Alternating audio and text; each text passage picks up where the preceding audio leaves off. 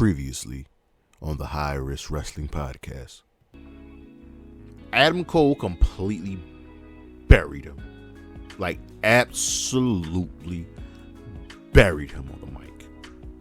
Go back and watch the segment. Cross and Scarlett had to stand there and take it. And Scarlett's supposed to add the appeal and nothing. So then Cross gets hurt, comes back, wins a fatal 5-way, and defeats, if I can remember this right, Adam Cole.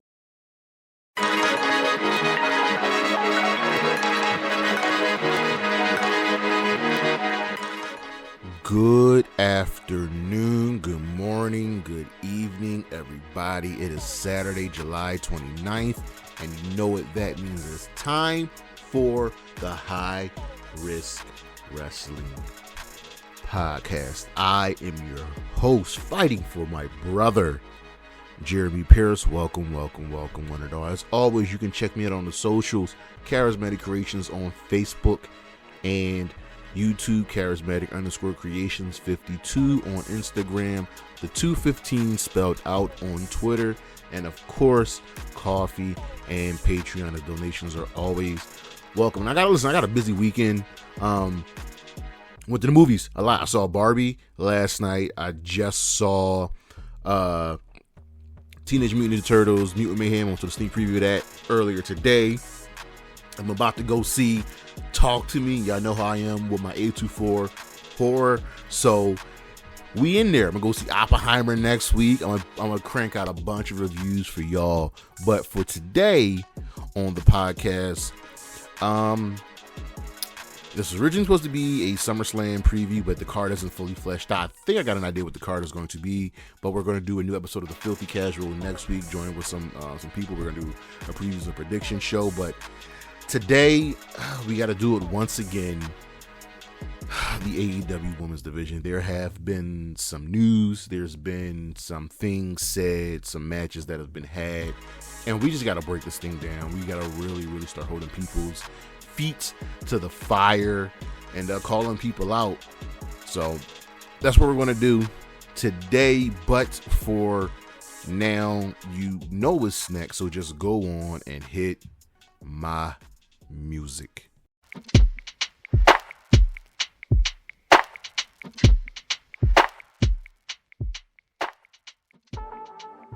All right, so you know the deal. It's all about the dollar bill. I know that's funny. Since we're talking about the AEW Women's Division today, you know I gotta knock out this list, and these are the 5 women that need to be pushed. Now, these women were pushed at one point or another, but there was never any major pushes, and they're good hands. So number 5 is Red Velvet. She's still under contract. Like, it's crazy, right? And she's just completely disappeared. She's been in remember that early feud with Jade. She was part of the baddies, and then that was pushed to the side, just to elevate Jade some more, and she's just kind of been gone. Red Velvet has proven herself to be a capable hand in the ring, good control of her character, really solid, and she's just completely disappeared, which sucks. Number 4 is Serena Deeb. Now, pound for pound, Serena Deeb is probably the best wrestler on the women's roster. It's probably between her and Emi Sakura. But Serena Deeb, the professor, is just too good not to be used. And I mean both in the ring and as a trainer. She is so technically gifted in the ring. I would love to see just a quick Forbidden Door match between her and Deonna Purrazzo, because it would just be such a wrestling masterpiece and a masterclass of technical ability. Serena Deeb needs to be pushed. Hell, you can put her in the Outcast. You know what I mean? Number 3, the Bunny. The Bunny is another individual who is a veteran in his business, who has the talent, who's fun, fans know, fans like, fans love. And yet she's only really used to help elevate other women, or when they being AEW needs to do a hardcore match. They always call on the Bunny and her partner. I'm fine with that role for the Bunny, but she's got to start getting W's, and she's never sniffed the championship. She might have had an eliminator match here, maybe a TBS title match, but nothing. Nothing. Number 2, Kiera Hogan. Now, Kiera Hogan is another solid hand, good character, good ring ability, and someone else who has completely disappeared. Now, she's disappeared from AEW, but she's been here in Ring of Honor, and we're going to talk about that too as well. But Kiera Hogan and Red Velvet, after they left the baddies, it was just like over, and that's something that's not fun. And this is a tie. This right here. This is a tie for first. And I know my math is off with first, second, third, fourth, and fifth, but these two women for me need to be pushed the most, and that's Penelope Ford and Diamante. Like, Penelope Ford has fallen into that role with the Bunny has, that when they need to do a hardcore match, they go and get the Bunny, they go and get Penelope Ford.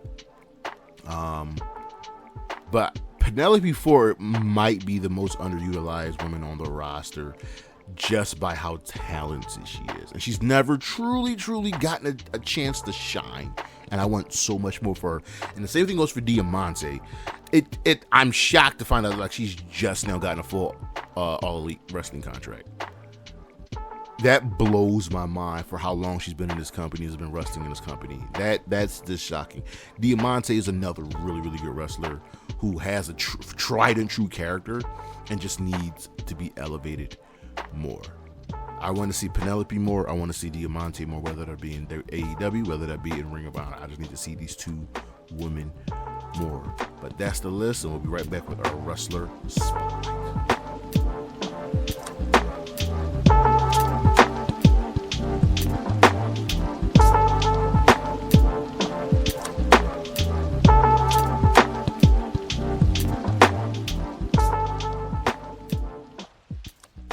Emi Sakura.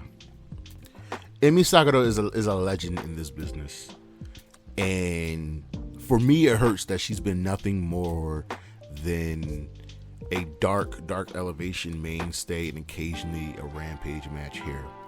If you go back and look at a listing of the best AEW women's matches so far, like ever, Emi Sakura is probably in at least 4 or 5 of them. She's had 3, I believe, this year alone.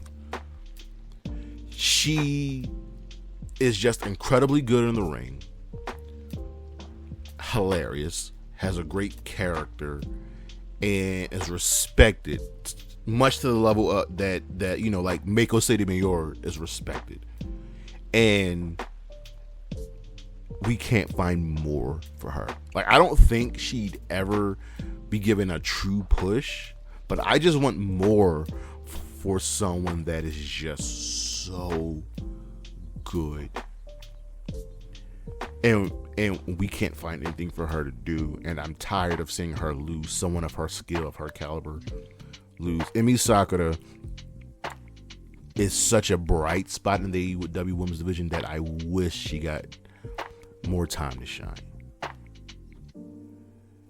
Ask any woman in the locker room that's going against her, and like, yeah, Emi is that girl. Emi has helped me so much, and I want more for Emi.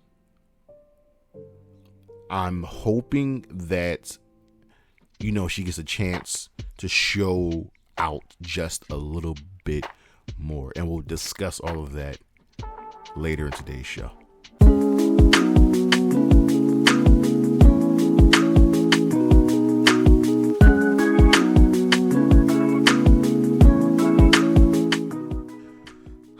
So here we are again, talking about the AEW Women's Division and the many issues with it. I love women's wrestling. I think it's safe for me to say that I have more favorite women's wrestlers than male wrestlers today. And I get pumped for some of the matches, the women's matches. I get pumped for wrestling in general, but something about it just gets me going, right? Ever since AEW's creation, they have had they've had many issues that, they've rectified, but they've had one issue, one very major glaring issue, and that is their women's division. And there have been many, many excuses made about the direction of it and a whole bunch of other things. A lot of these come from Tony Khan himself. So what happened this time? Well, Lufisto, who is an industry veteran, very, very well respected, tweeted this past week, "It's cute how people blame booking for a bad women's division. Talent with too much power, talent denigrating each other, talent trash talking potential employees so they never get in as soon as they walk in. It starts here." The one you called a fucking French Canadian asshole, and I believe she was referring to the bunny. Lufisto is a very, very, very, very well respected veteran in this industry. And during this interview, she was asked to name names by a follower, right? And she says, "This is the first time I said something publicly after over a year. I'm not going to throw names on an app with limited characters," right? There are several details in the context to explain the whole story with accuracy, and she'll do that when the opportunity arises. She also quote tweeted someone who said she ruined her chances of becoming an AEW employee. She said, "No worries, no need for such a toxic environment in life," referring to the AEW women's locker room. Many of the replies to her tweets are the kind of personal, professional attacks, and especially women, that we know all too well on Twitter. And Lufisto has never had a reputation of being difficult to work with. She's never really had a run with a television company, likely due to her work in hardcore and gender matches. She could probably get a run right now in Impact and be elevated. She's made headlines for calling out CZW and their exploitative marketing of their Library of Women's matches, but she's also being honored by the National Assembly of Quebec, and she's being inducted into the inaugural GCW's Hall of Fame class. So she's respected. She knows what she's talking about. She knows what she's doing. Then, back-to-back weeks, 2 Britt Baker matches. There was her squash match that she had on the night of Blood and Guts. And then the following week, her match against Taya Valkyrie. So the first issue is, just didn't need to have a squash. And it felt like very much that it felt like that old obligation of Tony Khan's to have one women's match on the show every week. We were better off just not having a match. And then her match against Taya wasn't good. And after that match, Taya was getting killed on social media. We're gonna dive into that as well. And then there was a fan sign on Dynamite this past week that probably should have not been shown, because after the Britt Taya match, there was a sign that said, "Book the women's division better," and it was on TV for a good minute. So that's kind of what brought everything back into play. Let's take a look at the current AEW women's roster real quick. All right. They have currently contracted, they have 6, 12, 18, 24, 32, 38, 44, 49 women contracted. That's a lot of women. Many of these names have been featured on TV in one way or another, right? And everybody from Anna Jay all the way down to Yuka Sakazaki. And there is talent here. So if we exclude the non-wrestlers, so we have Dasha, Harley Cameron, Karen Jarrett, Leva Bates is not even in the company anymore, so that's 48 women. Lexi Nair, Maria Kanellis Bennett, Paige Van Zant's not in the company anymore, so we're gonna drop this number down to 47. Rebel, who really doesn't wrestle anymore. Renee Paquette, and anybody else? And Vicky Guerrero's not in the company anymore. So they have 46 women contracted, with about 6 that are managers, so on and so forth. There's talent here. There's obviously rookies, not even rookies, just women that have been in the industry long that need, just the time, the work, like Anna Jay, like Julia Hart, like Kayla Rossi, and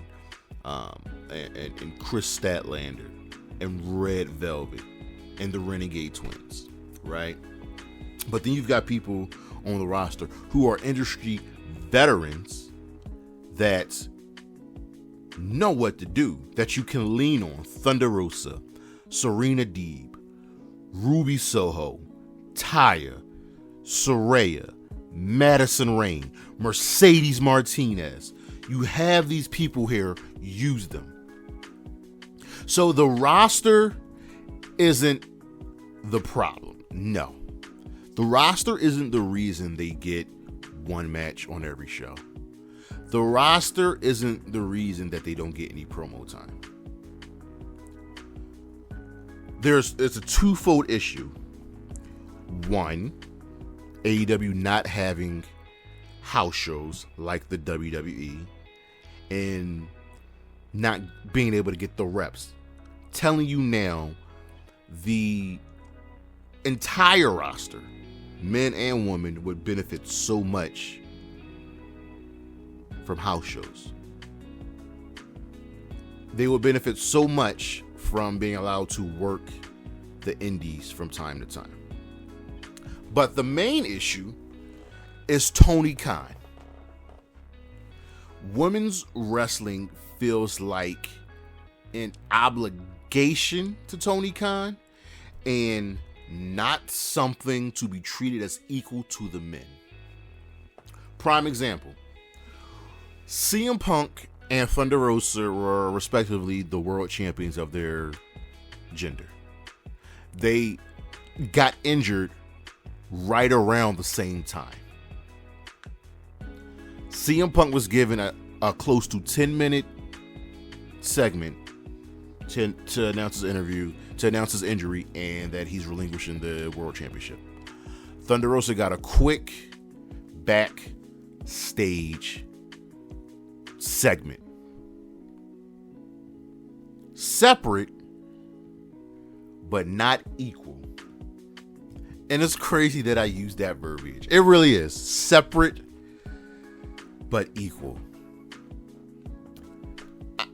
Tony Khan has essentially talked in circles about the women's division. He says, well, we give the time to the people that will bring in ratings,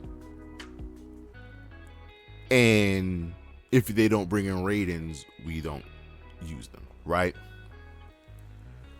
Let's take a look at the WWE. It took the WWE a minute, and they got their heads out of their asses after the Give Divas a Chance hashtag to treat their women's wrestlers as equals to the men. So it started in NXT and worked its way up to the main roster. Once the WWE started doing that regularly, stars like Bayley, Asuka, Sasha Banks when she was there, bringing the highest ratings. Becky Lynch bringing the highest ratings. Ronda Rousey bringing the highest ratings. They get time to cut promos. They get time to have matches. They get more than one match on the show. There's multiple storylines going. They can open a Raw or a SmackDown. Something the women have never done in AEW. Never opened up a Dynamite, a Rampage, or a Collision. They can close a Raw or a SmackDown. They've main evented pay-per-views with regularity. And listen, it's been a minute for the WWE. It's been almost 2 years since the women have main evented a pay-per-view, but that will change in due time. But once the women were treated as equals, once the women were elevated, to give them the promo time to get better, or to give them the match time to get better, must-see television more often than not. We won't even talk about Impact, who have been killing the women's wrestling game for over a decade now. And honestly, nobody's really been doing it better than them. It'd be unfair to compare AEW to Impact when it comes to the women's division. The simple thing that Tony Khan needs to do is to stop being offended when he gets criticized, and simply take a look at your two competitors and see what they've done, see what they do. It's not hard. It isn't. Tony Khan just has to give a damn. That's it. That's it. So, what truly needs to happen? So AEW has 7 hours of wrestling available to them throughout the week. 2 hours for Dynamite, 2 hours for Ring of Honor, 1 hour for Collision, 1 hour for Rampage, and 2 hours for Collision, right? That is more than enough time to have more than one storyline going. Because with only one storyline, the women just disappear. Look at AEW right now. Look at the men. How many different storylines are there going right now? We have the BCC, who are just transitioning to a feud with Orange Cassidy, right? We've got Hobbs and QTV. Them got to prove themselves to them once again. We have CM Punk, Ricky Starks. We have Hook and Jungle Boy. Do I need to keep going? What are the current storylines in the women's division? Well, we have... yeah. Everything's just thrown together. Chris Statlander has kind of disappeared. She's the mid-card champion, quote unquote, and just does open challenges and barely gets on TV. It's not hard to have more than one story going. It really isn't. Have more than one match on a show. 7 hours of wrestling. You tell me you could only put on one match. You know what's crazy? Ring of Honor has 2 to 3 matches weekly with women in it. Ring of Honor just had the women main event a pay-per-view. Something that's never happened in AEW, and I don't think will ever happen.